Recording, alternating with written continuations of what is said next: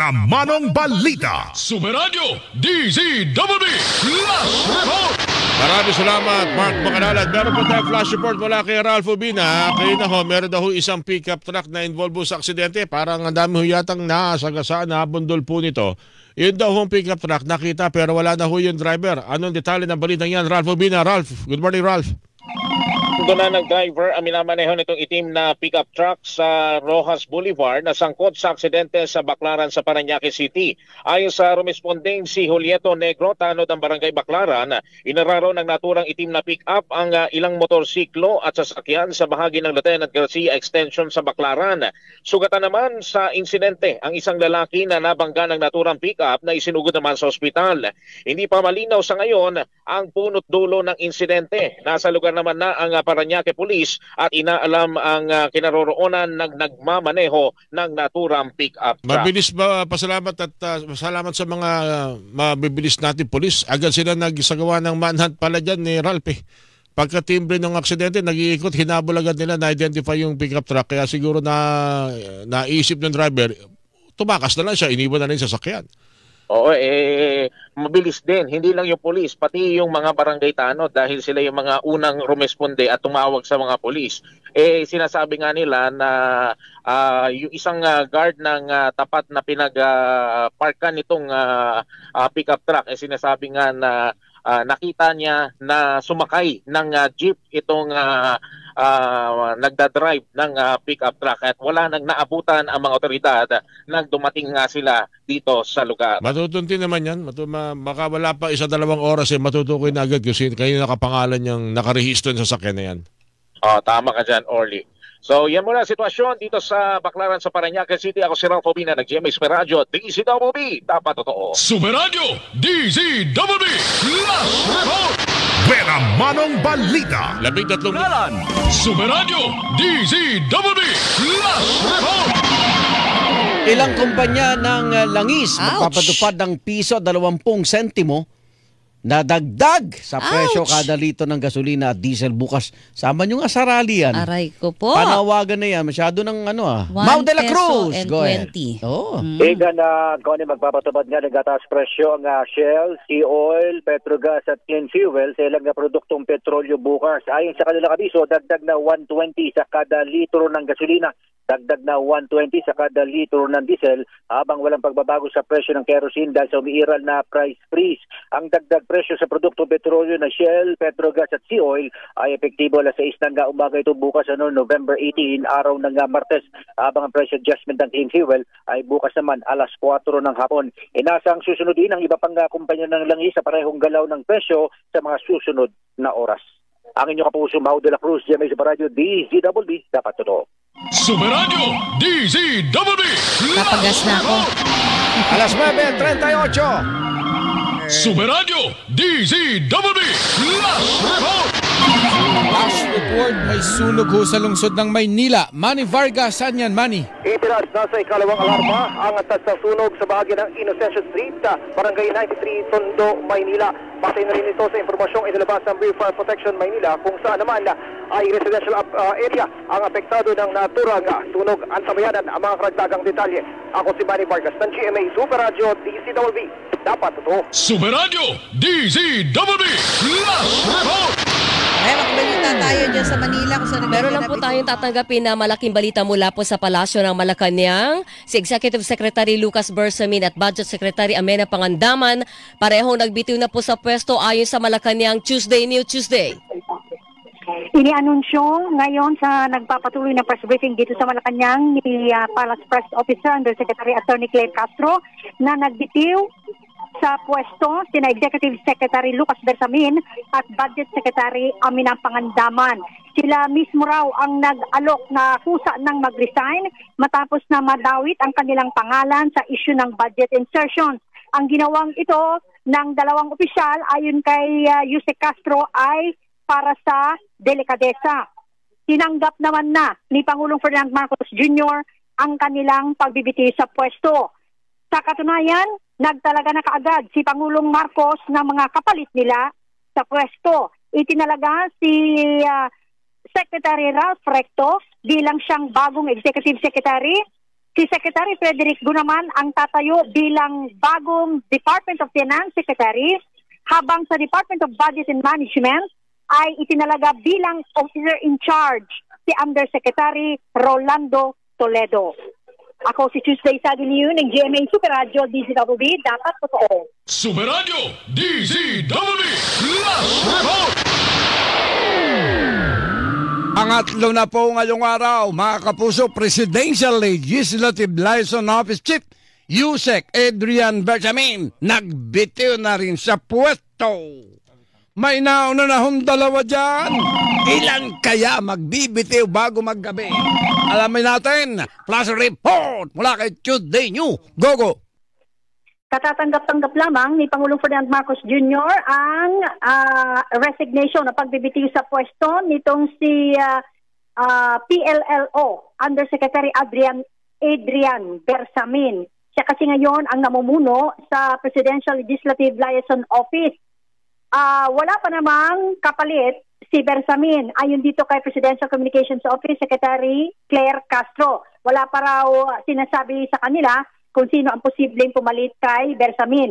Si Bersamin ay apo sa pamangkin ni Executive Secretary Lucas Bersamin. Ayon dito kay Castro, ang mga pagbabago sa mga liderato ng iba't ibang departamento ay pagtibay sa commitment ni Pangulong Marcos na palakasin ang mga institusyon, paghusayin ang koordinasyon sa buong gobyerno at panatilihin nakatutok ang administrasyon sa paghahatid ng stability, oportunidad at seguridad sa mga pamilyang Pilipino. Ayon pa rito kay Castro, tinitiyak ng Office of the President na ang publiko at lahat sa publiko na lahat ng mga ENSA ay magpapatuloy lamang sa kanilang operasyon ng walang interruption.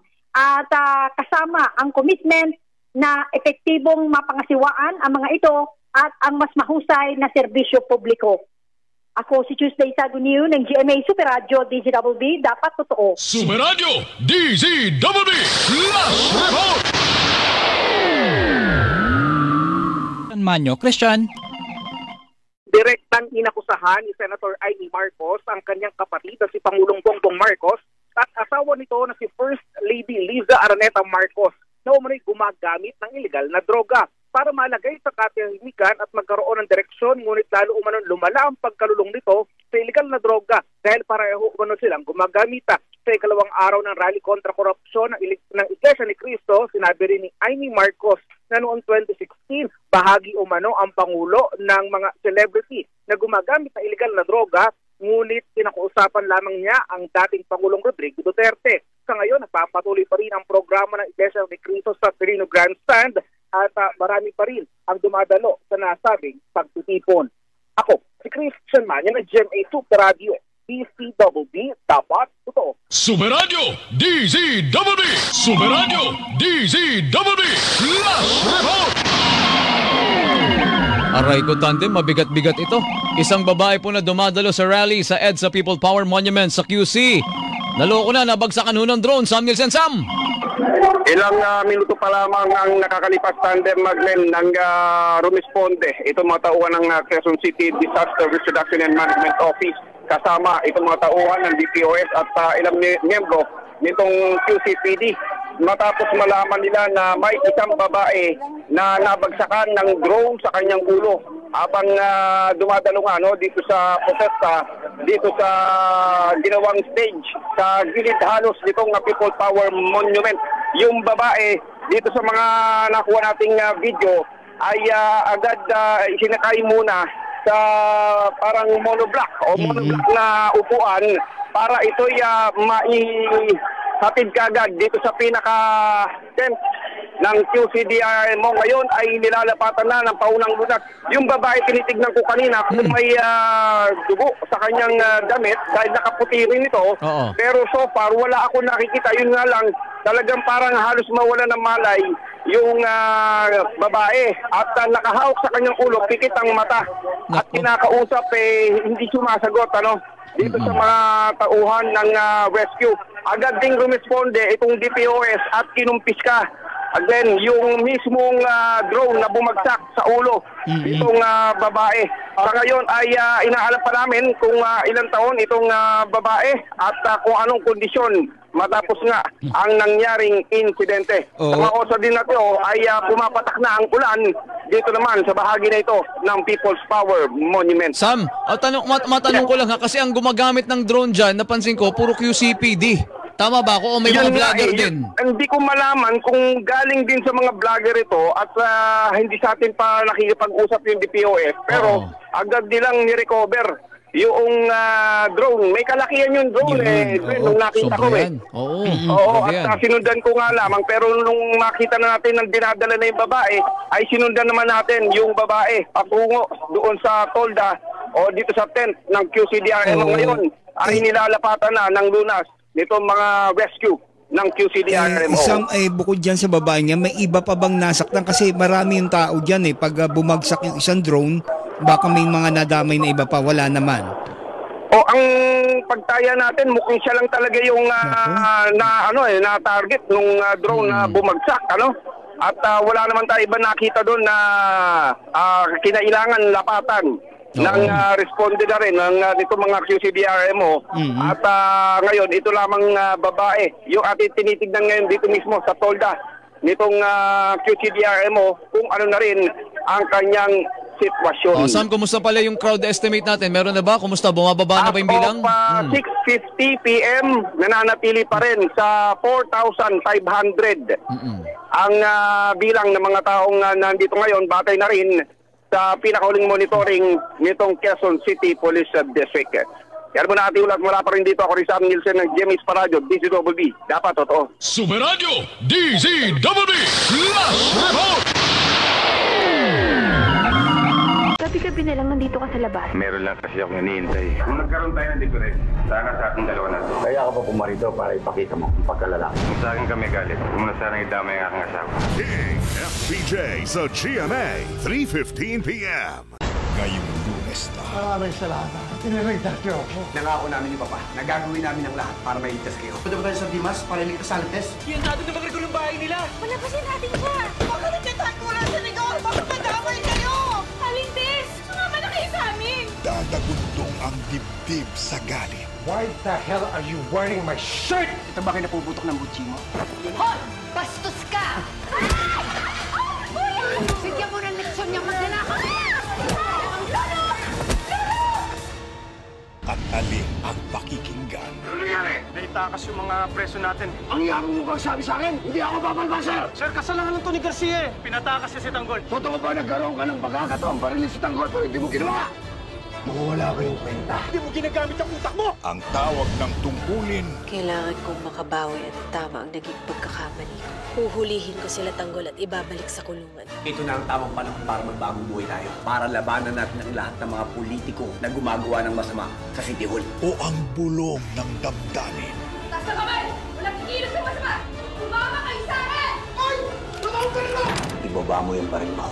Hindi kayo susuko. Magkakamatayan tayo dito. FPJ's Batang Quiapo. Sabado Sine this November. Ikaw na bata ka tuwing lalapit ka sa akin, nandidisarja ko. Sorry, Ma'am Pamboy. Aksidente. Ang inumpisahan ng mga troublemaker. Alam mo yata kasi mula nung dumating ka nabulilyaso na lahat ng negosyo namin. Kung... Tatapusin ng mga hero. Dolo! Sabi niya!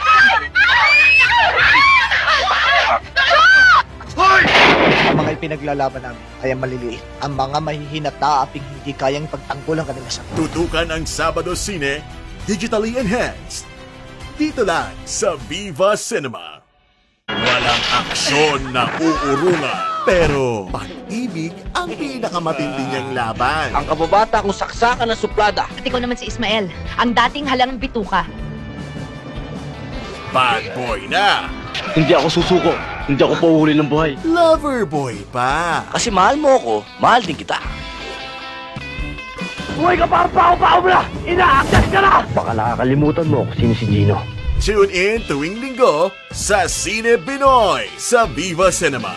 masayang balik-balikan. Mega ganda ng ating samahan. Kaya sa Mega Manila, GMA Radio Stations ang number 1 AM station, Super Radio, DZBB, at number 1 FM station, Barangay LS 97.1. Maraming salamat mga kapuso.